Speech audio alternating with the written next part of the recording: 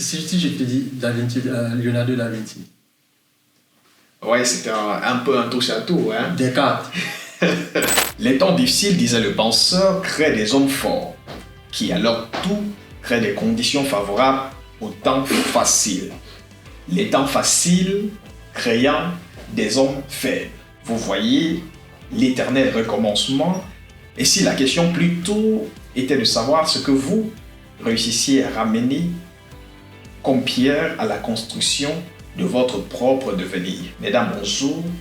Messieurs, bonjour. Bienvenue sur la vitrine de l'emploi. Ce programme de Radio Camille pour la valorisation des savoirs, des savoir-faire et des savoir-faire de la diaspora africaine.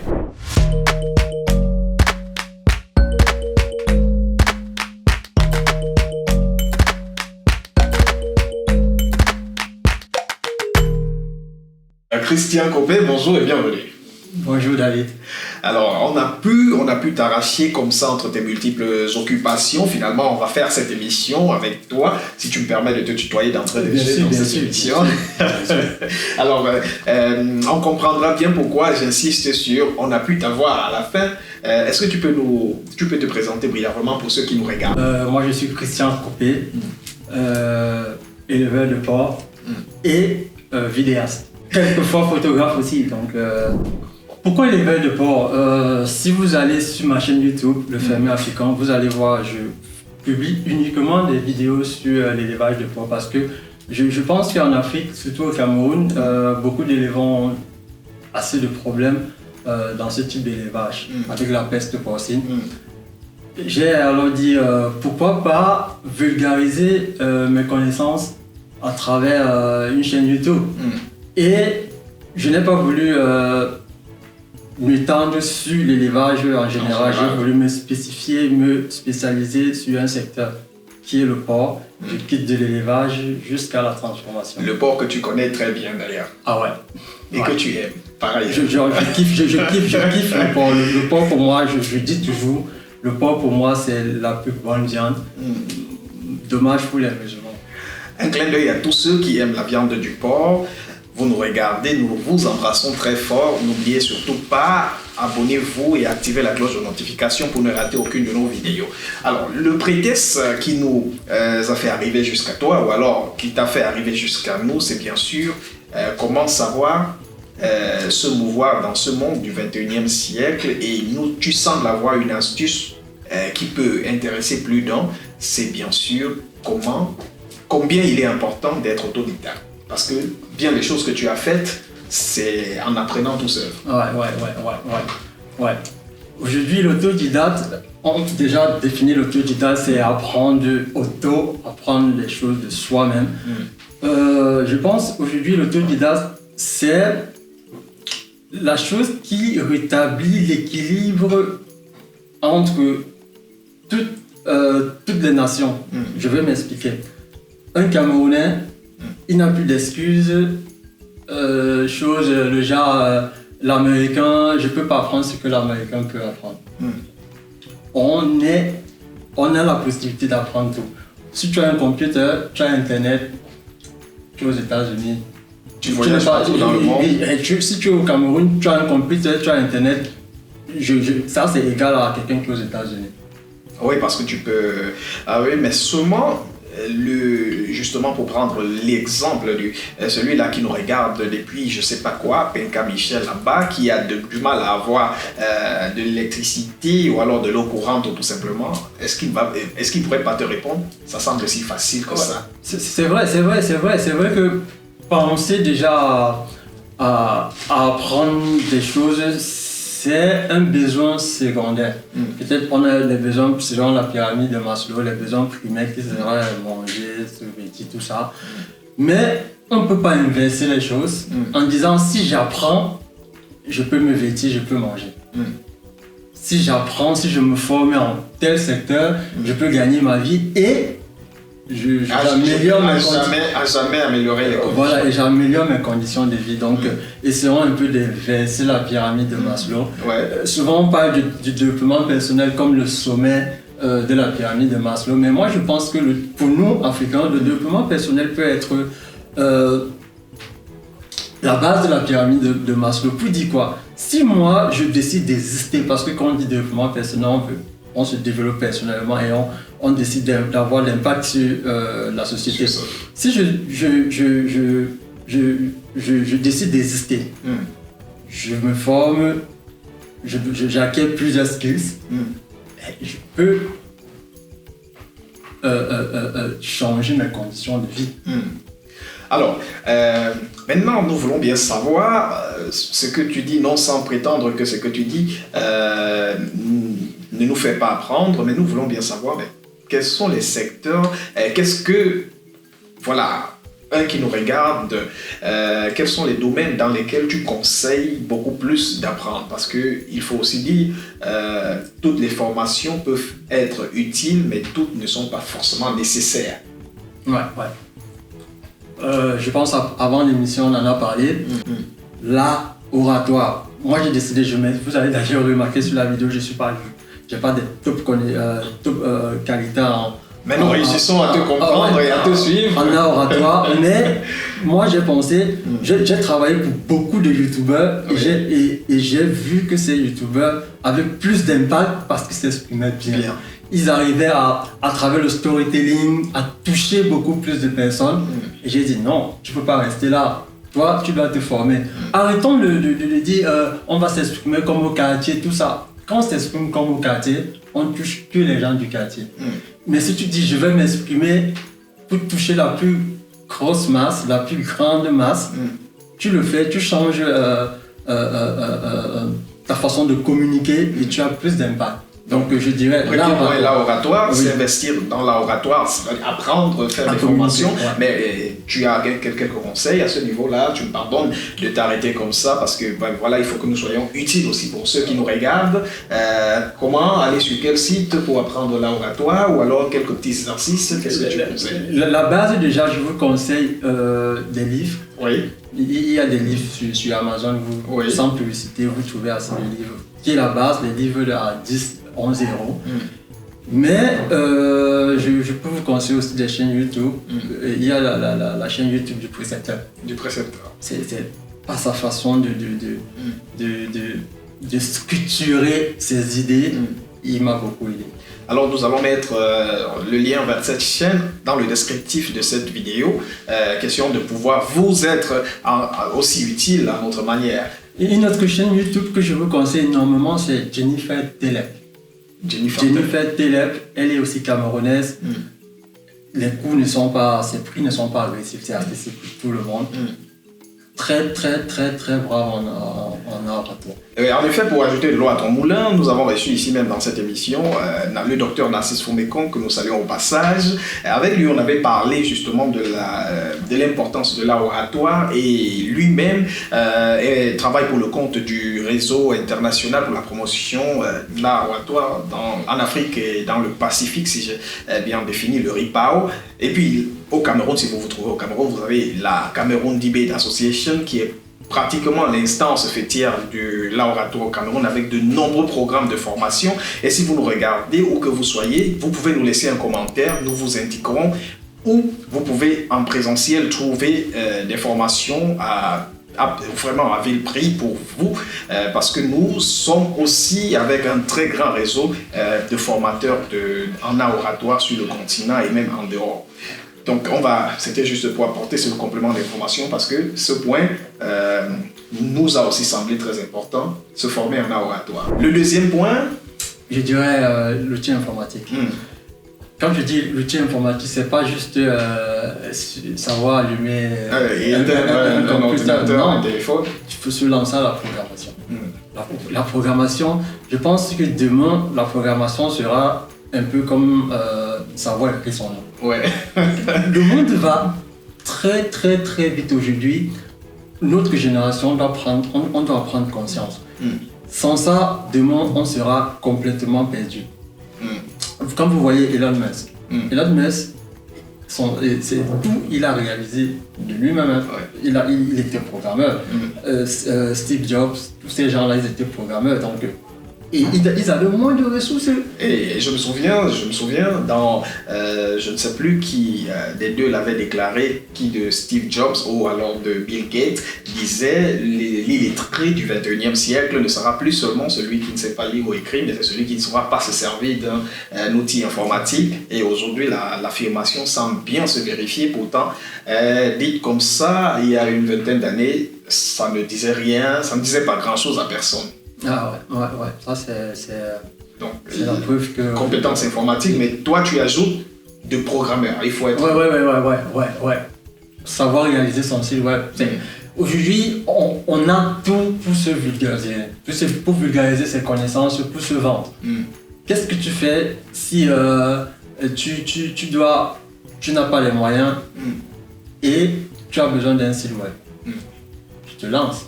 Tu te formes en programmation, tu réalises ton site et tu le mets. Ce sont des choses basiques, ça demande un peu plus de temps.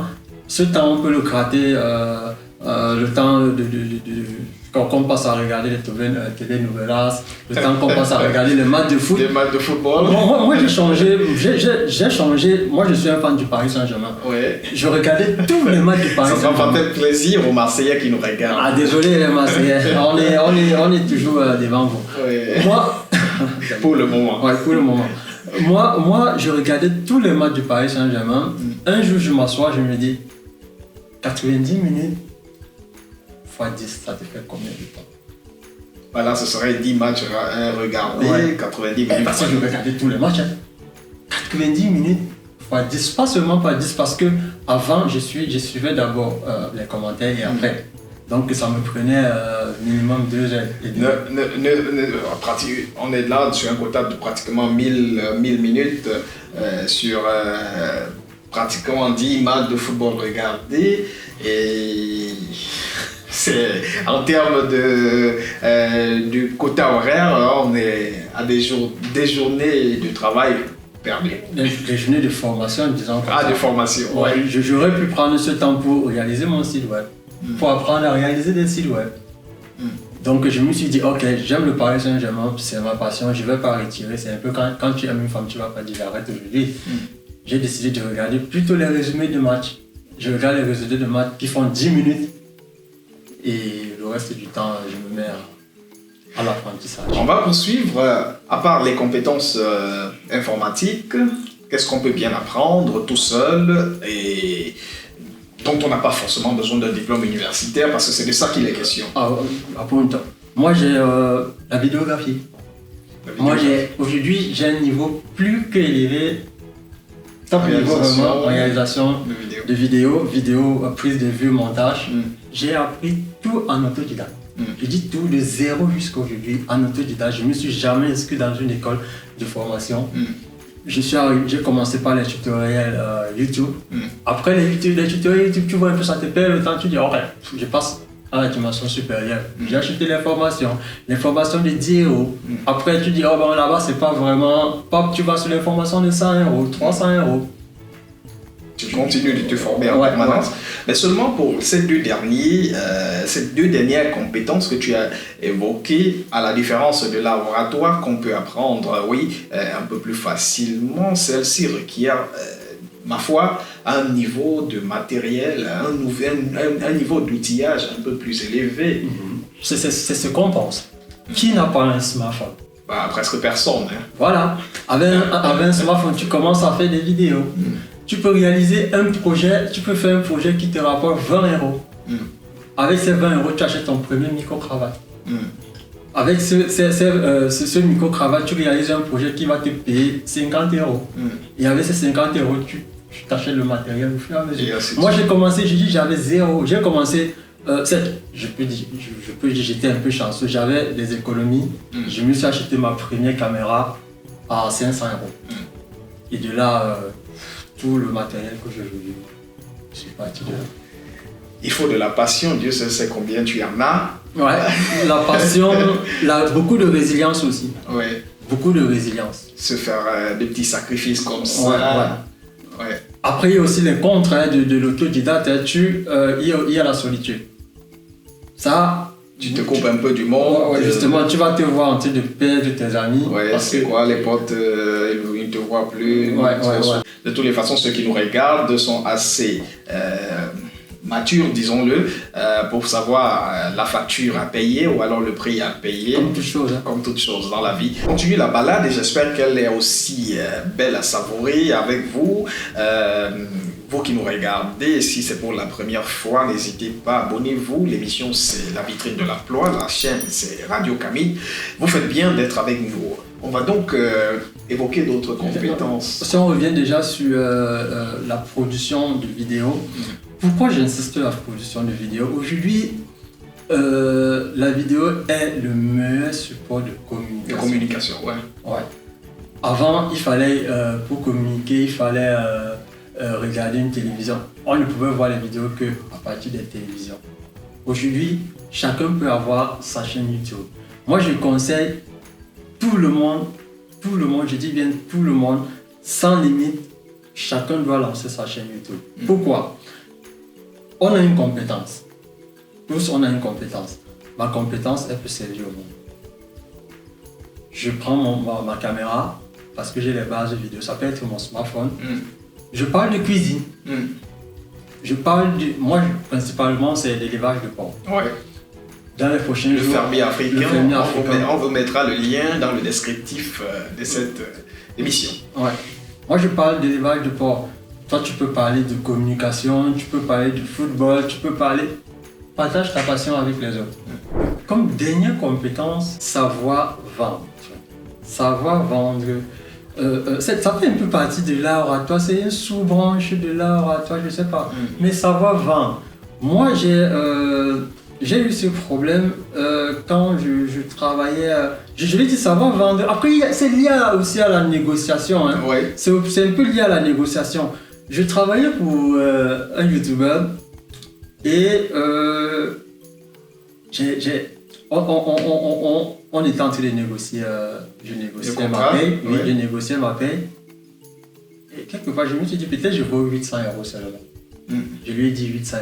Ben, lui, il a discuté, il savait que je valais mieux.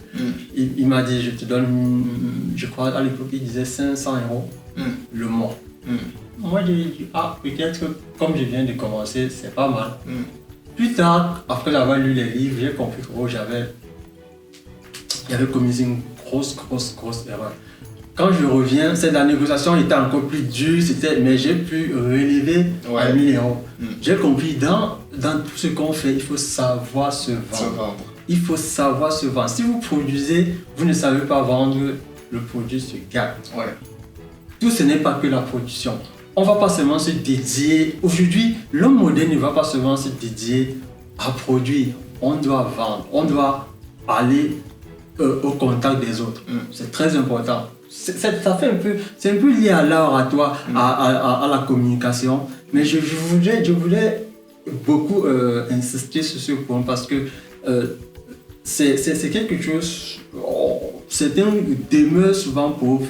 Peut-être étaient des grands travailleurs parce qu'ils n'ont pas su se vendre.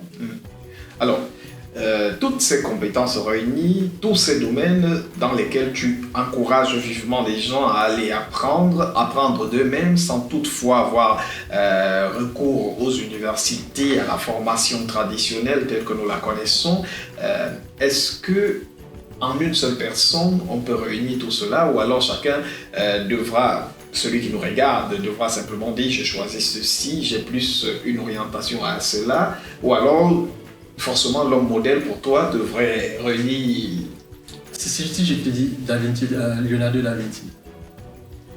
Ouais, c'était un peu un touche à tout. Hein? Descartes. mais on va te dire aussi que c'était les temps anciens, peut-être imposaient ces. Temps anciens, ils n'avaient même pas assez de support. Aujourd'hui, sur ton computer, tu as tout. Donc, aujourd'hui, on doit être physicien, chimiste, comme eux, hein, mais d'une façon moderne. Donc, aujourd'hui, on doit être vidéaste, on doit être programmeur, on doit être éleveur de porc. Mais tu ne vas pas faire l'élevage de porc après être mécanicien, non. Tu ne veux pas être footballeur, être astronaute. C'est pas compatible. J'en connais qui ne vont pas vraiment aimer ce discours, c'est les pharmaciens ou alors les médecins. vous n'allez pas apprendre tout seul à vous refermer une plaie, alors que ils sont faits, ils sont formés pour ça, ils combattent un peu l'automédication, si on va emprunter le terme pour faire autodidacte, automédication. Non, quand je dis souvent quand je dis se former, améliorer, je parle plus des skills, dans le sens que on peut avoir un métier, mais autour de ce métier gravitent beaucoup d'autres connaissances. D'autres compétences. Ou d'autres compétences. On doit améliorer ses compétences de communication, ses compétences écrites, tout ça. Tu es médecin. Moi, je suis éleveur. Autour de moi, je sais que la vidéo, avant d'être éleveur, je savais déjà faire des vidéos, heureusement pour moi. Je ne demande pas à la personne quadratique de devenir le grand et de devenir Spielberg, non. Mais si c'est ta passion, si tu peux combiner les deux, pourquoi ne pas le faire? Ah oui. Et moi, je ne me limite pas à faire... Aujourd'hui, je ne suis pas en train de me limiter à faire des vidéos, non. Je veux être réalisateur. Demain, je veux réaliser les films. Ah ouais. Parce que je pense que je peux le faire. Maintenant, qu'est-ce que je veux mettre sur pied? Je me crée un environnement. Je trouve des personnes avec qui on peut avoir ce parcours-là, les gens qui ont la même vision que moi. Et je pense que c'est simple. Je pense, à mon avis. Après, si on dit on a peu de temps... bon. Alors, sur ces mots-là, forcément, on va déjà chercher la porte de sortie de cette émission, forcément, aussi en te demandant quelques recommandations, quelques conseils à l'image de la vie que toi-même tu mènes, tout ce que tu fais. Qu'est-ce que tu peux recommander à l'étudiant qui nous regarde? J'ai pris un cas au hasard, ou alors celui-là même qui n'a même jamais mis les pieds à l'école, mais qui regarde cette vidéo. La meilleure façon de désister, c'est se développer tous les jours. Se développer physiquement, se développer intellectuellement et spirituellement. C'est tout ça qui combine et fait de vous une personne unique. Formez-vous, faites attention à votre santé et faites attention à votre esprit. Et pour cela, entourez-vous des personnes qui voient les choses de la même façon que vous. Les compagnies, il faut les choisir. Ça facilite énormément ce qu'on veut faire dans notre vie. Je le dis à la conclusion, mais j'insiste énormément sur ça. Énormément sur l'entourage. Formez-vous parce que demain, les choses vont aller très vite. Le monde est en train de changer. Ne nous limitons pas seulement à ce que nous faisons aujourd'hui en disant « Oh, mon salaire, ça suffit ». Formons-nous, développons-nous. C'est le fait d'être unique, le fait d'être passionné par ce qu'on fait, qu'on va comme ça se réaliser. C'est sur ces mots qu'on va donc mettre un terme à cette émission. Merci de nous avoir regardés. Merci à toi surtout d'avoir fait le déplacement. On a été un peu long, on a été très long d'ailleurs, mais ça a été très alléchant. Tant l'échange que ce qu'on y a mis, voilà ce que tu y as apporté. On espère t'avoir une autre fois sur une autre thématique. De toutes les façons, tu restes très peu disponible, mais présent. Non, je viendrai quand je pourrai. D'accord. Merci et bien le bonsoir à tous.